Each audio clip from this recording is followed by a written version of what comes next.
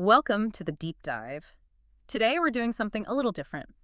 We are bypassing all the usual advice on productivity and time management. Right. Instead, we're going straight back in time. We're opening up these ancient samurai philosophical texts to solve a really modern problem. And it's one almost everyone feels.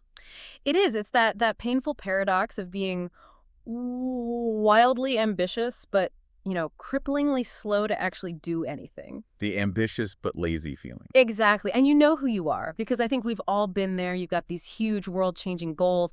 You want to launch a business, write a novel, finish that PhD. But when it's actually time to do the work, you just feel paralyzed. You want the outcome so badly. But the daily grind, that friction of just starting, it feels impossible. And it's not really laziness. It feels deeper than that, like a real resistance. Yeah. And that's what's so fascinating here, because these samurai teachings, they really challenge our modern belief that ambition is always a good thing. We see these huge goals as, the fuel you need for achievement. But these sources, they suggest that if ambition isn't paired with action like immediate practical action, it actually becomes a kind of psychological toxin. That's toxin. Yeah. Yeah. And that's where their solution comes in, this philosophy they called Kaizen Kaizen. the way of small incremental improvements. Yeah. They basically figured out that the path to mastery wasn't about heroic willpower. It was about something much quieter. Yeah. Consistent commitment. Okay, and to really anchor this whole discussion, the sources give us this perfect cautionary tale. It's a story about a young samurai named Yuki. Right. And his story shows exactly how a great dream can just silently sabotage your entire life. So let's unpack that and figure out why our grandest ambitions often become our greatest traps.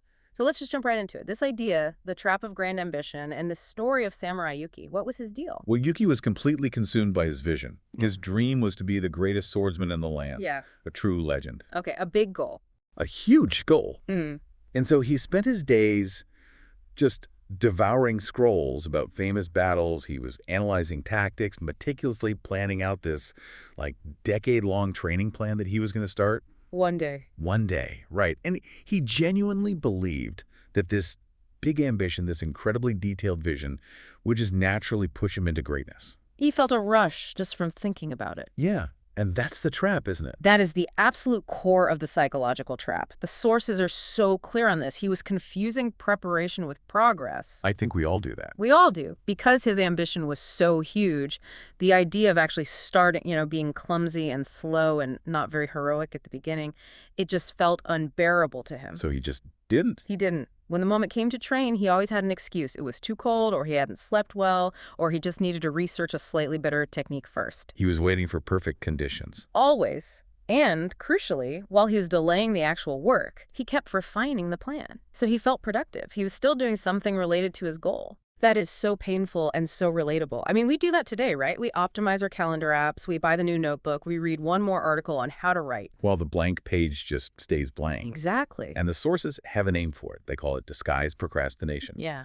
And the psychology here is it's profound. Your mind is looking for a reward, for comfort. Plus dopamine hit. Precisely.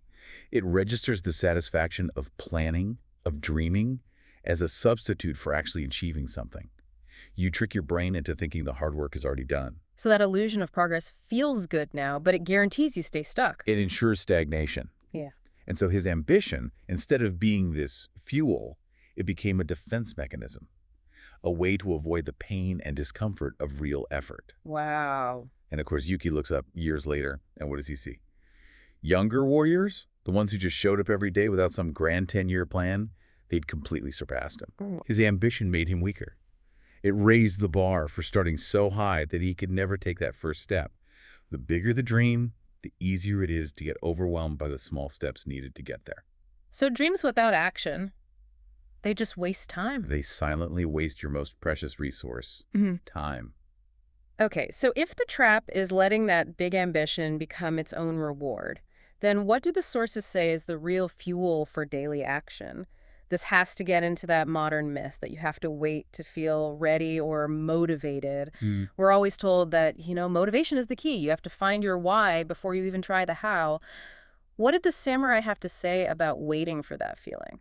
They saw it as a fatal flaw. Waiting for readiness was, to them, a path to failure. Their core argument is a complete reversal of what we hear today. Okay. Motivation is not the spark that creates action. It is the flame that follows it. Wow, say that again. It's the flame that follows it. Exactly. It's an incredible shift in perspective, isn't it? Huh. We treat inspiration as the input, the thing you need to start. They were convinced it was the output. So you don't act because you're motivated. You get motivated because you acted. You got it. It's basically momentum applied to the human mind. Action, even if it's boring or uncomfortable, creates momentum. And that momentum is what generates the energy and focus that we mistake for inspiration. So if you're sitting around waiting to feel inspired. You're waiting for the results of an action you haven't even taken yet. The sources compare it to waiting for perfect weather before starting a journey. You could be waiting forever. Right. While other people who are willing to just walk in the rain, they eventually reach the destination. But I can hear people thinking, if I have this massive goal, like becoming a coder, and I only practice for 5 minutes, isn't that just an excuse for being lazy? Are they really endorsing such a tiny effort? That's a really fair question. But it misunderstands the goal of the small effort. The point of the 5 minutes isn't about maximum output. What is it about then? It's about consistency. It's about breaking down that barrier to entry. Huh. The samurai understood that the hardest part of any journey isn't the 1,000th step.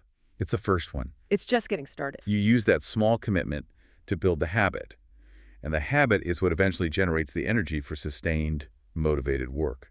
And you see this, right, in the figures they looked up to, like the swordsman Miyamoto Musashi. We have this image of him as this inspired genius, but the sources say his path was actually kind of boring. Absolutely. Musashi's mastery didn't come from some divine inspiration or these sudden bursts of energy. It came from what the texts call the quiet rhythm of repetition. The quiet rhythm of repetition. He just committed to small, steady, often monotonous actions every single day. Countless hours repeating the same blocks, the same stances.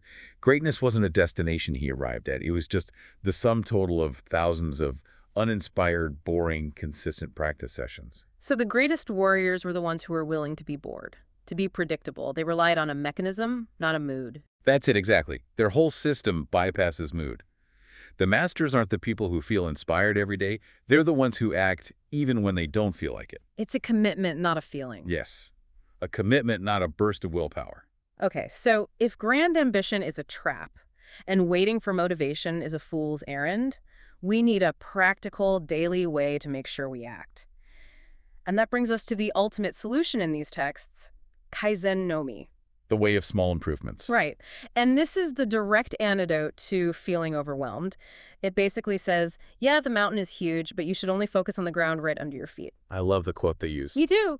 The mountain is climbed one step at a time, not by staring at its peak and wishing to be there. The power is just in the consistency, even if the steps feel, I don't know, embarrassingly small. And this is where they apply it to that problem of the lazy student.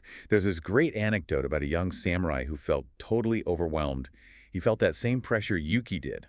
He knew he couldn't do a full, grueling day of practice, so what did he do instead? He made a tiny commitment.